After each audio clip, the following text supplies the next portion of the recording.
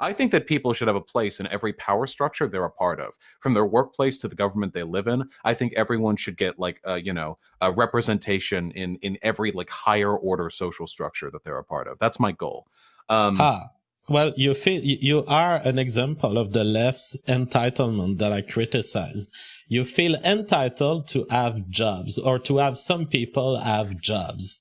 yeah, I I have don't view the entitlement to have world that way. freedom.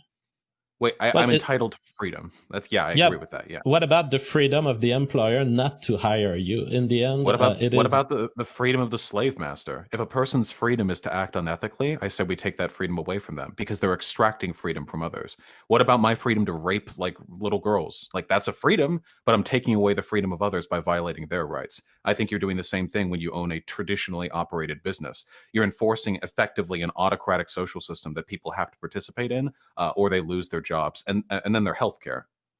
Well, your fallacy here is to think that the employment relationship is extortionist in nature. It is not. People have the choice to go live in the forest if they want, just grow a little garden. Is that a good system though? Like, hey, if you think this fundamental economic system is unethical, like you can go live in the woods and like suck nourishment from like chestnuts that you're roasting Yeah, over a bonfire. that's exactly what I was doing today. I was planting trees because I want my own fruits to grow. Yeah, you can do that. Yeah, well, you have the freedom to do that, sure. And I think people should have the freedom to work in workplaces that aren't autocratic too. Well, by doing this, you're denying an employer freedom, which is fundamental to me. So But that's where we you're disagree. giving, but that's the thing. You're doing my argument because I would say like you like a libertarian leaning person would say I think it's fucked up how the government can tax me, and I can say lol, just move. And you would say, well, there are social and economic factors that would prevent me from just departing this country. I have roots history here. It's not very like incentivized for me to do so. And then I say, hey, we should probably take care of this incredibly unethical like hierarchical business structure. And you can say, well, you should just move. Like it's the same basic thing. I care about positive liberty. And to me, the liberty of a few 100,000 people in this country to make obscene amounts of money off the exploitation of their workers is worth infinitely less than the liberty of every American to be able to have a say in the workplaces that they're a part of. That to me is liberty. The illegitimacy of the state rests on the fact that it exercises control over resources that its agents never acquired through original appropriation or voluntary exchange, and it does so without the consent of the rightful owners of said resources. This is the principal difference between me having a monopoly over my house and Vladimir Putin having a monopoly over Russia. In my case, I've acquired it through voluntary exchange or original appropriation, giving me a better claim to it with regards to others.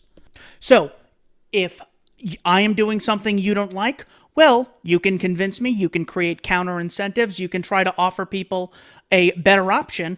Well, in the end, if you don't like it, you have the obligation to move because the property is mine. If I start selling things out of this house of mine, calling it a business or a company, or start contracting with people voluntarily, that makes no principled difference whatsoever.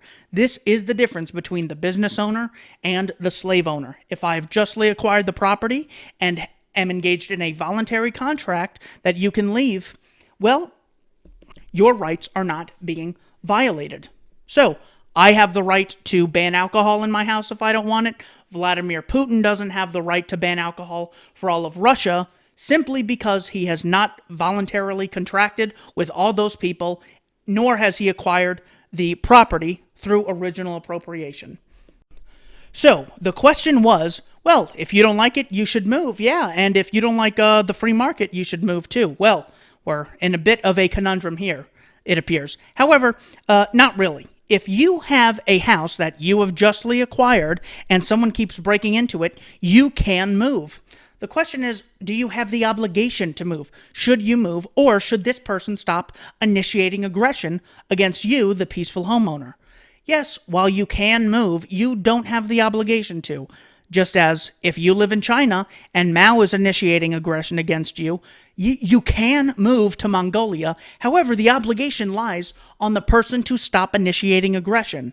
So, in one case, we are voluntarily contracting. If you don't like it, you can move.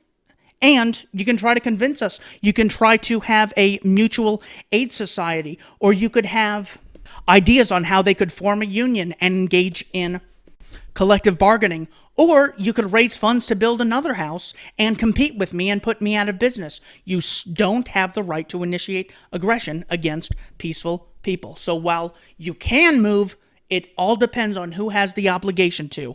In the discussion between J.F. Gariepi and Vaush, J.F. Gariepi was saying, if you don't like people acting voluntarily, you should move.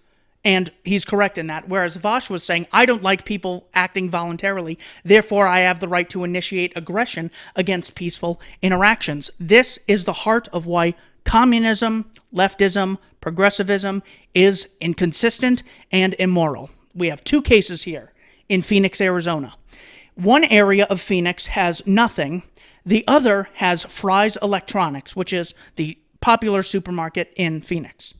Now, according to leftist theory, on the left here, we have a situation that's totally fine. No one's rights are being violated, and the entrepreneur can just walk past this area, keep going, and everything's okay. But if we go to the right and we have an entrepreneur that has voluntarily contracted with hundreds of people creating products, services, job opportunities for people to make money and get on-the-job skills, food that feeds tons of people and creates tons of opportunities to trade with other businesses, well, now rights are being violated. In the first part, we have nothing being produced, and it's okay. In the second part, we have people producing, trading, voluntarily contracting, and that's immoral. It's really bad to produce stuff, but to produce nothing is good. In fact, if you produce nothing, you have the right to take other people's things by force, even if they are the rightful owners. This is why commies ultimately starve, because it's good to produce nothing. They have like 10,000 ideas on how to violently redistribute wealth. They have no fucking clue as to how wealth is created and how ideas are the root of all wealth, and voluntary exchange allows people to be wealthier than they otherwise would be, giving them opportunities, access to products, access to services they wouldn't otherwise have. They see this great place of production as evil and exploitative. But if you produce nothing, well, that's totally fine. In fact, you're not producing anything. We need to start taking from the producers violently and redistribute it to you. In the second part of the discussion, he says, well, I want a society in which everyone is involved in all aspects of their life. Now, involved is one of these very nice and vague words that mean pretty much nothing. So at any point, he could say, well, they're not involved enough. Therefore, we need further state regulation. Therefore, we need less respect for private property and voluntary exchange because this person is just not involved. Let's take the pilot example. This is the modern day Socratic response to democracy. When you're on a plane, it is pretty much a dictatorship that you have voluntarily entered to, much like the employment contract. Well, why is it that one person in this exchange gets to call 100% of the shots and no one else does? Well, the answer is you have voluntarily entered into it. The fact, now, he has so much more expertise, and that's why you would do so in the first place, but your rights are not being violated, even if 300 people get no say in where the plane goes, and one person gets all the say.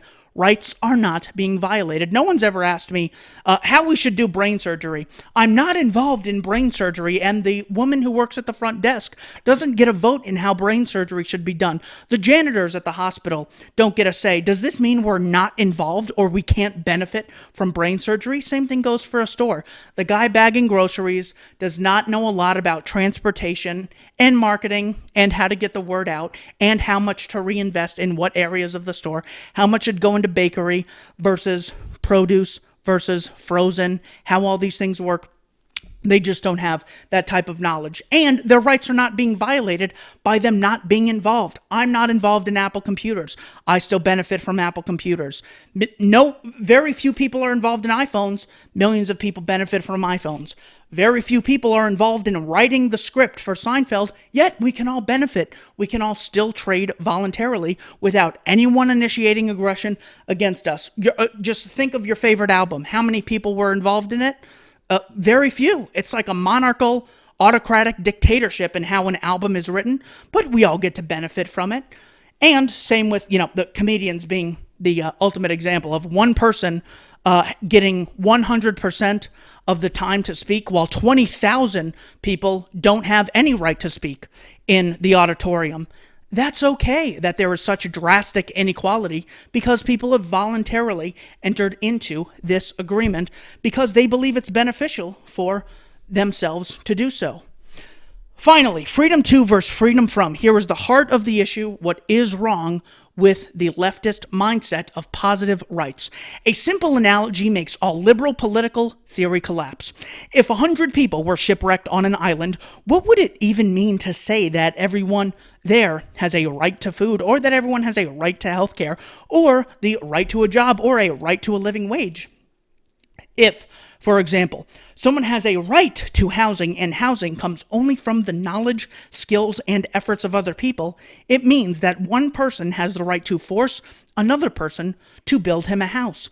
This is exactly what happens in a larger context when liberals advocate that some people be forcibly robbed via taxation in order to provide benefits for others. The notion that people, by virtue of their mere existence, are entitled to all sorts of things which come into being only as the result of human knowledge and effort, is delusional. The logical result of this supposedly loving and compassionate viewpoint is violence and slavery, because if one's need entitles him to something, that means that it must be forcibly taken from anyone else who has it or can produce it if he will not supply it willingly. In short, if I have a right to health care, Vaush, at this very moment, is violating my rights. He needs to hurry up and get me some health care, or else he needs to go to jail because I have a right to health care and he's not giving it to me. The rights have to come from another place, or all products and services do. That means I have a right to take Vaush's computer by force so long as I use the computer to educate myself, and I'm just exercising my right to education. I could also invade his house so long as I live there, exercising my right to shelter. All of communism is completely delusional. It's based on the positive rights theory, which is literally violence, literally slavery, and is a contradiction. Thank you for watching Keith Knight. Don't tread on anyone. One final comment on the boss-employee-customer relationship. It is extremely interconnected, so much to the point where it's not accurate to say the employees are at the mercy of the boss. If they don't do what the boss says, they don't have a job. Yes, but they starve, and this is violence. No, the boss doesn't owe you anything. He has the right to produce nothing, in which case you also starve. So by offering you an opportunity, he is not exploiting you or violating your rights. Now, the reason that bosses employ people is because they need employees for the operation. So they choose to contract with people. So really, aren't the employees the ones that are basically saying, boss, without us, you would starve. Therefore, the employees are exploiting the boss. Let's say it's a non-profitable business that isn't making money. Are the employees then the ones, since they have a bigger power differential in that case, or there's a union, are they then exploiting the bosses or the entrepreneurs who, never stop working, of course. It's one of the hardest jobs in the world. That's why so few people do it. If it was as easy as the communists say it would, I, of course, would be doing it more often than I currently am. But this also raises the question, if the customers don't shop at the store, well, then the boss doesn't make money and they starve. Therefore, the entrepreneur is at the mercy of the consumer, and the consumer is really the exploiter here, or actually the boss of the consumer who decides money that they get. It's circular. They don't appreciate the intercomplexities of the marketplace and how your spending is someone else's income and someone else's spending is your income. So what we have in reality is a bunch of voluntary exchanges that are justified because they don't initiate aggression against peaceful people. You could always look at it like, well, the business is really hurting and the employees still want money. Therefore, the boss is at the mercy of the employees, and this is now an unjustifiable relationship. And without customers, we would starve. Therefore, the customers are the bourgeoisie, and we need a dictatorship of the entrepreneur. It's totally unjustified. So long as exchanges are voluntary, they are justified, whether it's in the sexual realm, voluntary consenting adults, or it's in the commercial realm. voluntary consenting adults is the root of morality.